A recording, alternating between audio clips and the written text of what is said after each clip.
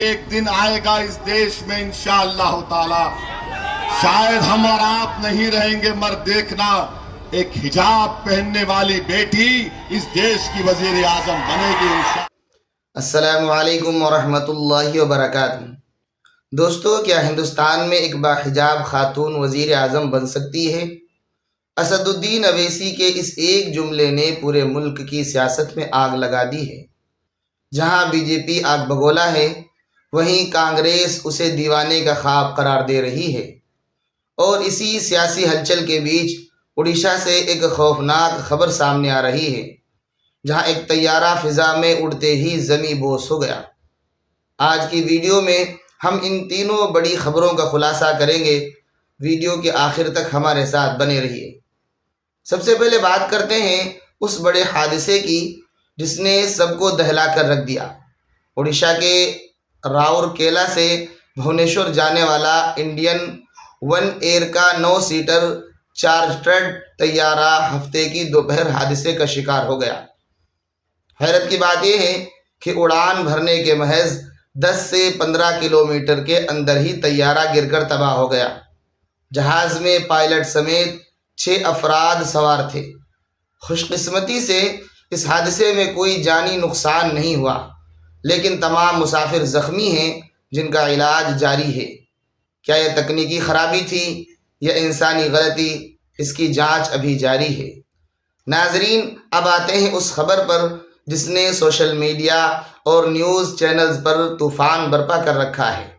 مہاراشٹر کے سولاپور میں ایک جلسے سے خطاب کرتے ہوئے MIM کے سربراہ اسد الدین اویسی نے ایک بڑا بیان دے دیا۔ میرا خواب ہے کہ ایک دن اس ملک کی ایک باحجاب بیٹی وزیر اعظم بنے۔ مسلمانوں کے خلاف نفرت کی سیاست ایک دن ختم ہو جائے گی۔ اویسی نے ڈاکٹر امبیڈکر اور آئین کا حوالہ دیتے ہوئے کہا کہ ہندوستان کا آئین ہر شہری کو برابر کا حق دیتا ہے۔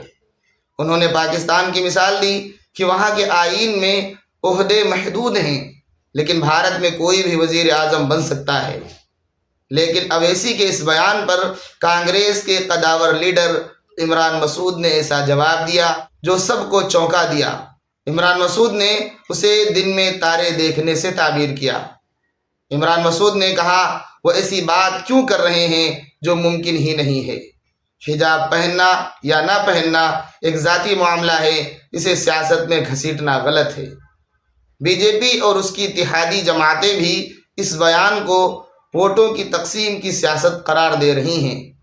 ایک طرف طیارہ حادثہ ہے جو ہمیں زندگی کے بے ثباتی یاد دلاتا ہے، اور دوسری طرف یہ سیاسی بحث کہ کیا لباس اور مذہب کسی کے سیاسی مستقبل کا فیصلہ کر سکتے ہیں۔ جمہوریت میں ہر شخص کو خواب دیکھنے کا حق ہے، لیکن کیا ملک کی عوام اس خواب کو قبول کرے گی یا یہ محض ایک انتخابی اسٹنٹ ہے؟ آپ کا کیا خیال ہے؟ کیا ہندوستان کا آئین اور یہاں کی عوام ایک باحجاب وزیر اعظم کو قبول کرے گی؟ اور اڑیسہ حادثے پر آپ کی کیا رائے ہے؟ ہمیں کمنٹ سیکشن میں ضرور بتائیں۔ مزید ایسی خبروں کے لیے ہمارے چینل کو سبسکرائب کریں۔ ملتے ہیں اگلی ویڈیو میں۔ خدا حافظ۔